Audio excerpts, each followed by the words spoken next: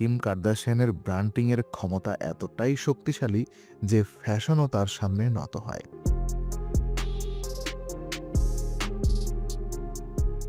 তো ভাবুন, মধ্যরাতের লস অ্যাঞ্জেলেস শহরের আলো যেন গলে যাচ্ছে, আর সেই আলো পেরিয়ে এক বিশাল প্রাসাদের ভেতরে চলছে এক অদ্ভুত প্রস্তুতি। কিছু মানুষ কাগজে সই করছে, কেউ ক্যামেরা চেক করছে, আর দরজার ও প্রান্তে দাঁড়িয়ে আছে এক নারী। চোখে ফোকাস, শরীরের নিখুঁত কনফিডেন্স, যেন গোটা পৃথিবী তাকে দেখছে, আর সে চাইলে এই পৃথিবীকেও রিব্র্যান্ড করতে পারে। এই নারী কিম কার্দাশিয়ান। কিন্তু আজকের গল্প তার স্টাইল, তার ভাইরাল জীবনের গল্প নয়। আজকের গল্প এক নিখুঁত কৌশলী রাইজ টু পাওয়ার। একটা প্রশ্নের উত্তর: কিম কার্দাশিয়ান কি সত্যি ফ্যাশন আইকন, নাকি এক টাইটানিক বুদ্ধিমান ব্যবসায়িক ব্র্যান্ড? আজ আমরা ডুব দেই সেই জগতে যেখানে সেলিব্রিটি নয়, স্ট্র্যাটেজি রাজা, যেখানে গ্ল্যামার শুধু বাহানা আর ভেতরে লুকানো কোটি কোটি ডলারের হিসেব। কেন তিনি একাডেমিক অর্থনীতিবিদদের গবেষণার বিষয়? কেন তার টুইট এক রাতেই স্টক মার্কেট নাড়িয়ে দেয়? কেন ব্র্যান্ডগুলো তাকে শুধু মডেল হিসেবে নেয় না, বরং কনসালটেন্টের মতো ব্যবহার করে?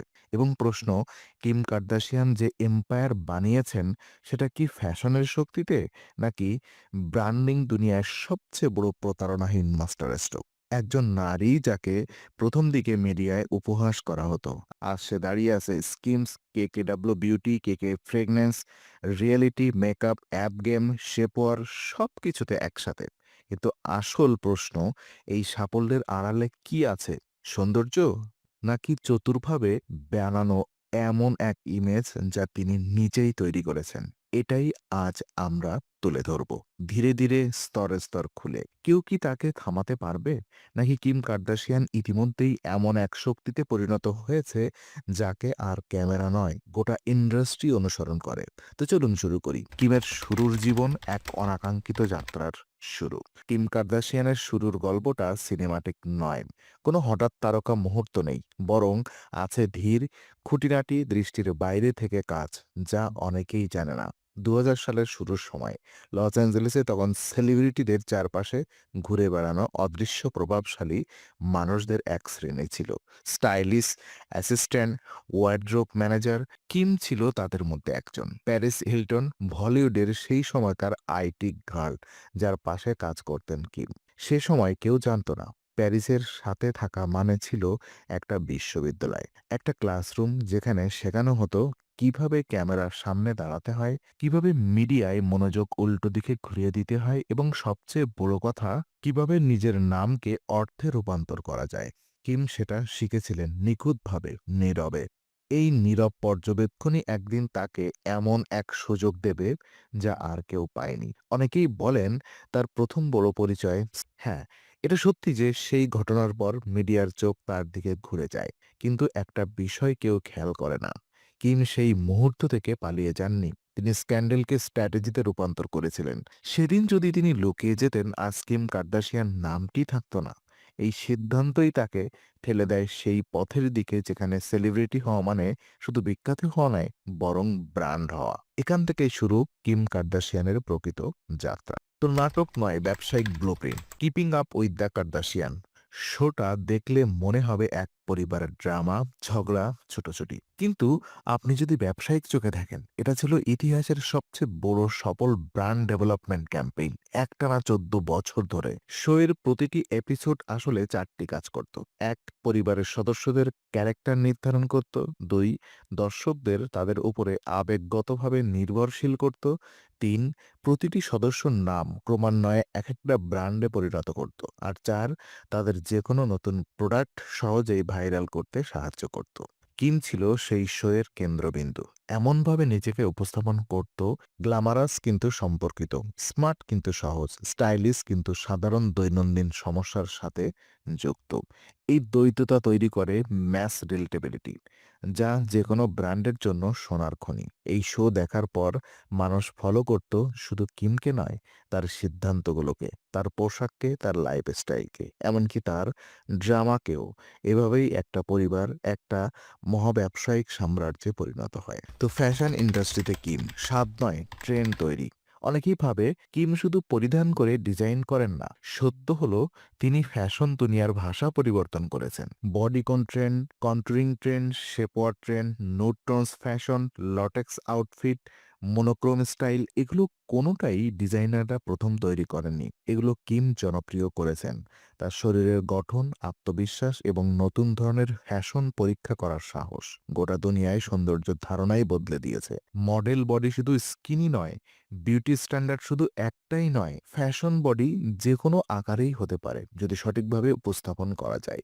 কিন্তু এই ফ্যাশন আইকন ইমেজের আড়ালে ছিল অসাধারণ মার্কেটিং স্ট্র্যাটেজি। তিনি জানতেন যখন তিনি কিছু পরেন পৃথিবী দেখবে, যখন পৃথিবী দেখবে ব্র্যান্ডরা ব্যবসা করবে, আর যখন ব্র্যান্ডরা ব্যবসা করবে তিনি নিয়ন্ত্রণ করবেন ট্রেন্ড। ফ্যাশনের নেতৃত্ব তিনি নিয়েছিলেন, দুনিয়া অনুসরণ করেছে। তো এই স্কিম এক পোশাক নয়, এক সাম্রাজ্য। স্কিম যা আজ $4 বিলিয়ন কোম্পানি, শুরু হয়েছিল একটাই অনুভূতি থেকে, মহিলারা এমন শেপওয়ার পাওয়া উচিত যা শরীর লোকায় না বরং আত্মবিশ্বাস বাড়ায়। স্কিমসের প্রতিটি প্রোডাক্ট, বডিস্যুট, শেপওয়ার, লাউঞ্জওয়ার সবার জন্য তৈরি, সাইজ XXX থেকে 5X পর্যন্ত। এটাই ছিল তার সবচেয়ে বড় গেম চেঞ্জার। কিম নিজে ফটোশুট করতেন, নিজের শরীর দেখাতেন, নিজের ব্র্যান্ডের প্রতিটি ত্রুটি ঠিক করতেন। যখন স্কিম অলিম্পিক অ্যাথলেটদের জন্য পোশাক বানায়, বিশ্ব বুঝতে পারে এটা আর সেলিব্রিটি প্রোডাক্ট নয়, এটা আন্তর্জাতিক মানের ব্র্যান্ড। স্কিম আজ শুধু পোশাক নয়, একটা মানসিকতা, একটা বার্তা। শরীর লজ্জার নয়, স্টাইলের। এটাই তার আসল শক্তি। তো তারপরে কেকেডাব্লিউ বিউটি অ্যান্ড কেকেডাব্লিউ ফ্র্যাগ্রেন্স, কিমের সৌন্দর্য সাম্রাজ্য। যখন কিম মেকআপ লাইন তৈরি করেন, অনেকেই ভেবেছে এটা আর একটা সেলিব্রিটি প্রোডাক্ট। কিন্তু কিম জানতেন কন্টুরিং শিল্পটা তিনি নিজেই জনপ্রিয় করেছেন, তাই তিনি সেটাকে পুঁজি করলেন। তার controlling stick, highlight, lip kit সবকিছুই রেকর্ড বিক্রি হয়, কিন্তু আসল রহস্য তিনি প্রতিটি প্রোডাক্ট ব্যবহার করতেন তার রিয়েল লাইফে। দর্শকরা সেটা রিয়েল টাইমে দেখত। এটাই ছিল অদৃশ্য মার্কেটিং। কেকেডাব্লিউ ফ্র্যাগ্রেন্স তার ব্র্যান্ডের গন্ধ, তার নেকলেস থেকে অনুপ্রাণিত বোতল ডিজাইন, প্রোডাক্ট হয়ে ওঠা গল্প, গল্প হয়ে ওঠা মার্কেটিং। কেকেডাব্লিউ ফ্র্যাগ্রেন্স তার ব্র্যান্ডের গল্প, তার নেকলেস থেকে অনুপ্রাণিত বোতলি ডিজাইন, প্রোডাক্ট হয়ে ওঠে গল্প, আর গল্প হয়ে ওঠে মার্কেটিং। এটাই কিমের ব্যবসায়িক প্রতিভা। তিনি প্রোডাক্টকে জীবন্ত গল্প বানাতে জানেন। তো আইনের দুনিয়ায় কিম সেলিব্রিটি নয়, পরিবর্তনের প্রতীক। হঠাৎ সবাই দেখলো একদিন কিম কার্দাশিয়ান আইন পড়ছেন, মানুষ হাসলো, মেম বানালো। কিন্তু কিমের লক্ষ্য ছিল অন্য, জেল সংস্কার, ভুলভাবে সাজা পাওয়া মানুষদের মুক্ত করা, আইন ব্যবস্থায় ভাঙা অংশগুলো সংস্কার। তিনি কেবল পড়াশোনা করেননি, তিনি প্রচার করেছেন, মিডিয়া ব্যবহার করেছেন, রাজনৈতিক প্ল্যাটফর্মে আলোচনায় এনেছেন। তার প্রভাব এতটাই বেশি, রাষ্ট্রপতির অফিস পর্যন্ত এই আলোচনা পৌঁছায়। তিনি দেখালেন তার ক্ষমতা শুধু ফ্যাশন বা বিউটি নয়, বরং বাস্তব জীবনেও পরিবর্তন আনতে পারে। তো কিম কার্দাশিয়ান ফ্যাশন আইকন নাকি ব্যবসায়িক জিনিয়াস? তো এখন প্রশ্ন, কিম কার্দাশিয়ান আসলে কি, একটা গ্ল্যামারাস আইকন নাকি ব্যবসায়িক ব্র্যান্ড? উত্তর দুটোই, কিন্তু উল্টো ক্রমে। তিনি প্রথমে ব্যবসায়িক ব্র্যান্ড, তারপরে fashion icon.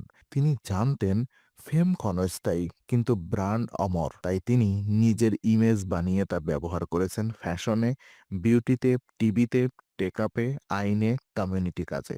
Kim Kardashian fashion দুনিয়াকে বদলেছে, হ্যাঁ, কিন্তু তার থেকেও বড় সত্য, তিনি সেলিব্রিটিদের ব্যবসা শেখার পদ্ধতিকে বদলে দিয়েছেন। এখন সেলিব্রিটি মানে শুধু তারকা নয়, একটি কোম্পানি, একটি ব্র্যান্ড, একটি শক্তি। আর এই পরিবর্তনের নেতৃত্বে থাকছে এক নারী যার পেছনে শুধু গ্ল্যামার নেই, আছে কৌশল, পরিকল্পনা আর নিখুঁত ব্যবসায়িক বুদ্ধি। তো শেষে একটা জিনিস স্পষ্ট, কিম কার্দাশিয়ান কখনো শুধু রিয়েলিটি স্টার ছিলেন না। তিনি প্রতিটি মুহূর্তে, প্রতিটি স্ক্যান্ডালে, প্রতিটি ফ্যাশন মোমেন্টে ভেবেচিন্তে পদক্ষেপ নিয়েছেন। এই পুরো ডকুমেন্টারির পর একটা কথা শুধুই সত্যি, কিম কার্দাশিয়ান হলো সেই নারী যিনি নিজের জীবনকে নিজের হাতে ব্র্যান্ডে পরিণত করেছেন। ফ্যাশন, হ্যাঁ তিনি বদলেছেন। ব্যবসা, হ্যাঁ তিনি গড়েছেন। প্রভাব, হ্যাঁ তিনি আজও তৈরি করছেন। তাহলে উত্তর কি? তার বিশ্বব্যাপী প্রভাব ফ্যাশন নাকি ব্যবসায়িক ব্র্যান্ড? উত্তর উভয়ই। কারণ কিম কার্দাশিয়ানের ব্র্যান্ডিং এর ক্ষমতা এতটাই শক্তিশালী যে ফ্যাশনও তার সামনে নত হয়।